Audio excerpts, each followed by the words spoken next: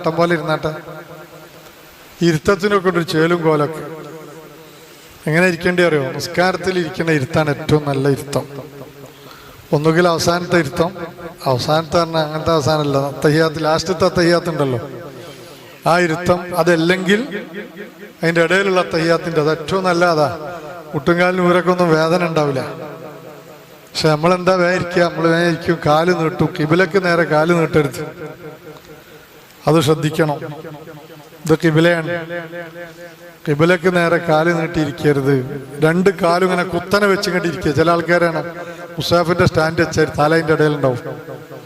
ആ ഇരുത്തം വളരെ മോശപ്പെട്ട ഇരുത്താണ്. രണ്ട് കാലിങ്ങനെ കുത്തനെ കയറ്റിയിട്ട് തലയിൻ്റെ ഇടയിൽ വെച്ചിട്ട് ഇങ്ങനെ മുട്ടും കെട്ടിയിട്ടിരിക്കുക.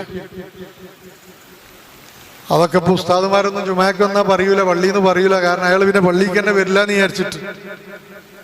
പറയേണ്ടതൊക്കെ ഉസ്താദുമാർ പറയണം, രക്ഷിതാക്കൾ പറയേണ്ടത് പറയണം. അത് പറഞ്ഞിട്ടില്ലെങ്കിൽ ഭീകരമായ ദുരിതം ഭാവിയിൽ അനുഭവിക്കേണ്ടി വരും. ഇല്ലെങ്കിൽ നമ്മൾ അതിൻ്റെ നഷ്ടം നമ്മൾ കാണേണ്ടി വരും.